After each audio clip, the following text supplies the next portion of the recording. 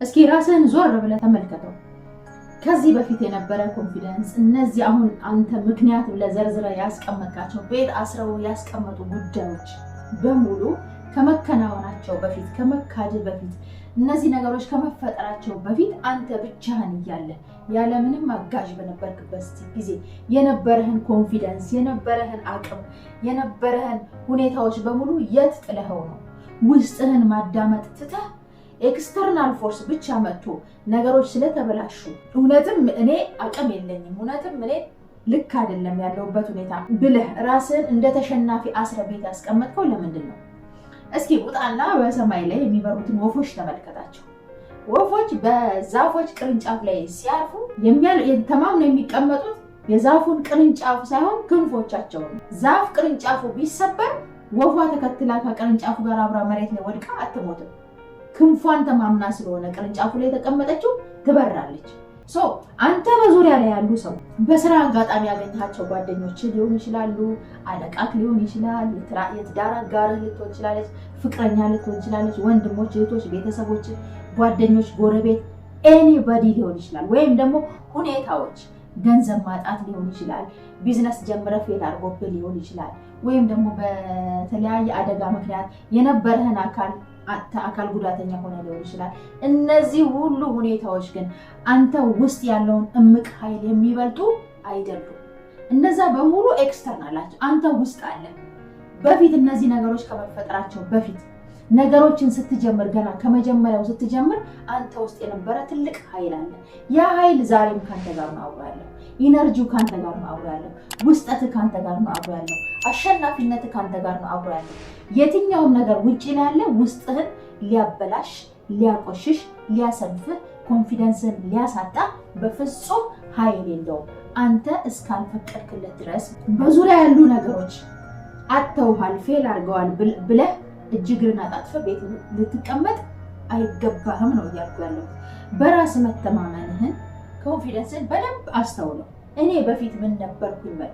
ምክንያቱም ሰዎች ይመጣሉ ከአንተ ጋር ይሆናሉ፣ ሲሄዱ ግን ያለምንም ማስጠንቀቂያ ድንገት ነው ጥለው የሚሄዱት። የትዳር አጋርን ጥላ ስትሄድ አንተ ጎጆ ላይ እየኖርክ ድንገት ነገሮችን ብልሽትሽት አድርጋ ያለምንም ማስጠንቀቂያ ጥላ ልትሄድ ትችላለች። ፍቅረኛ ጥላ ልትሄድ ትችላለች። በጣም የተማመንክበት አለቃ ድንገት ፊቱን ሊያዞርብህ ይችላል።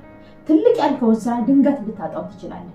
አምናሃቸው ያበደርካቸው ሰዎች ፊታቸውን አዙረውብህ አንተ ለታክሲ አጥተህ ሊሆን ይችላል። በሚሊዮኖች የሆነ ቦታ ላይ አፍስሰህ ተክደህ ተቀምጠህ ሊሆን ይችላል። ኢማጂን። እነዚህ ሁሉ ነገሮች ግን ዛሬ አንተ አስተካክለህ ከእንደገና ከዜሮ ጀምረህ ነገህን እንድታሸንፍ የሚከለክሉ ነገሮች አይደሉም።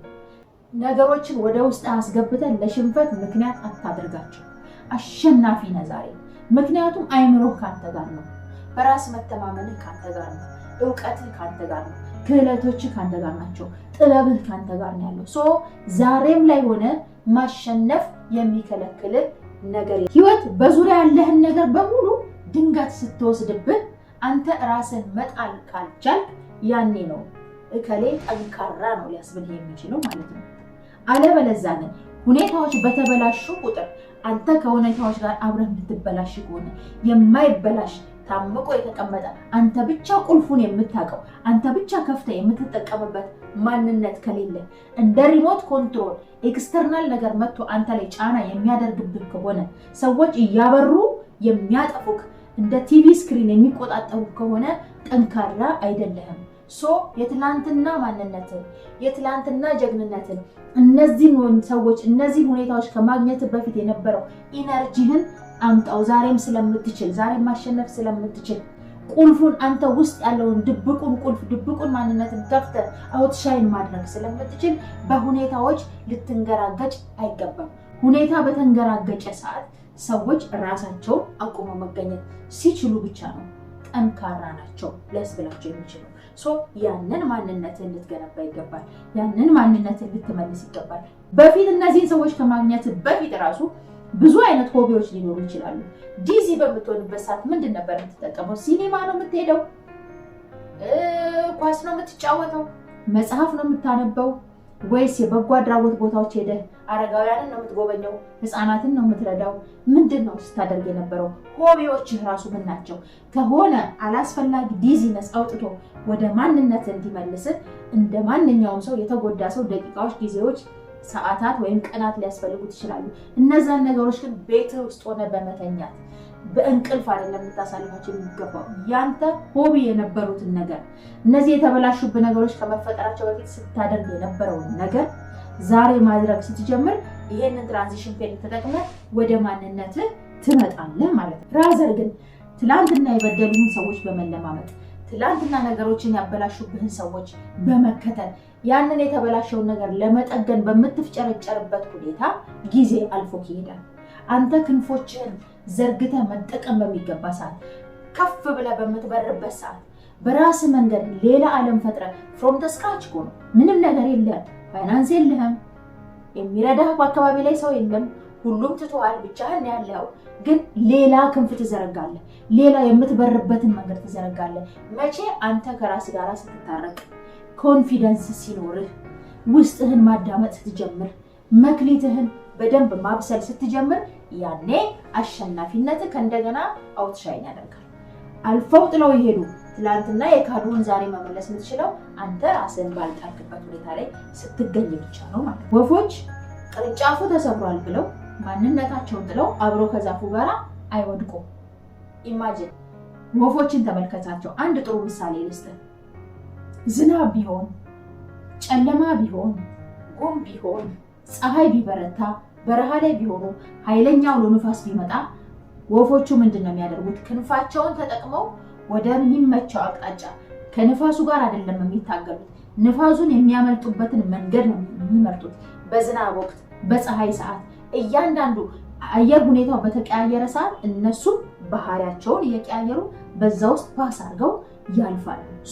ሁል ጊዜ የተመቻቸን ነገር መጠበቅ፣ ሁል ጊዜ ታማኝ ሰዎች በዙሪያችን ይኖራሉ ብለን ማመን፣ ሁል ጊዜ የዘራነውን መልካም ነገር እናጭዳለን ማለት እና መጠበቅ ለውድቀት ምክንያት ይሆናል።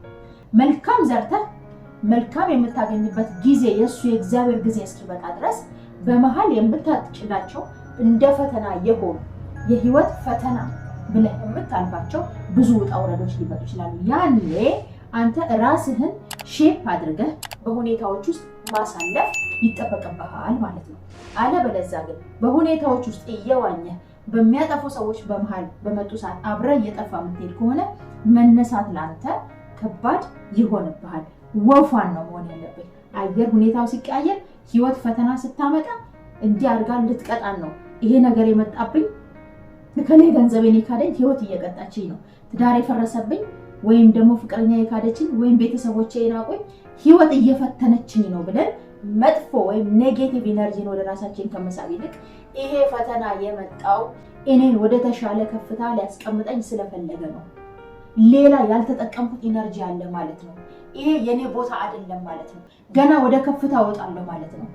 that is why ህይወት እዚህ ጋር እየፈተነችኝ ያለችው፣ እየገፋችኝ ነው፣ ወደ ከፍታ እንድወጣ እየገፋችኝ ነው፣ ወደ ላይ እንድሄድ እየገፋችኝ ነው። ያልተጠቀምኳቸው ገና ብዙ ክንፎች አሉ ማለት ነው። ብዙ እኔ ውስጥ ያለ ኢነርጂ አለ ማለት ነው። ከኔ አልፎ ለሌሎች የሚተርፍ አቅም አለኝ ማለት ነው። ያንን እንዳየው፣ ያንን እንድሰማው፣ ያንን እንዳዳምጠው፣ ውስጤን እንዳዳምጠውና አውጥቼ ለሌላው እንድተርፍ እየጋበዘችን ነው ብለን ፖዚቲቭ ኢነርጂ ወደኛ መጥራት ይጠበቅብናል ማለት ነው። so from now onwards what I'm advising you ከዚህ በኋላ ላይ ላለው አሁን ተኝታ ያለው ልትነሳ ይገባል። አሁን ከፍቶ ያለው ልትወይ ይገባል። አቅምህን፣ ውስጥህን፣ ማንነትህን ልታዳምጠው ይገባል ማለት ነው። so ነገሮች እንዲያሸንፉ አታድርጋችሁ። በቃ ኮመን ነው።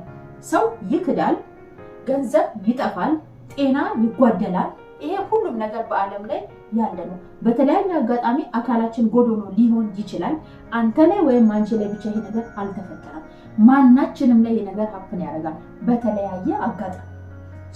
ይሄ ነገር ሲፈጠር ራሳችንን ላለማጥራት ብቻ ራሳችንን ውስጣችንን አዳምጠን ወደ ተሻለው ዘርፍ መገኘት ነው። ለዓለም የሚበቃ አቅም አለ፣ አቅም አለሽ።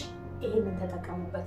ከምንም ነገር በላይ ሁልጊዜም እንደምንለው የዚህ ዩቲዩብ ቻናል ተከታታይ የሆናችሁ በሙሉ ከነገሮች ሁሉ በላይ አሸናፊ የሆነውን እግዚአብሔርን በጸሎት ማለዳና ምሽት መማፀን አናቁም።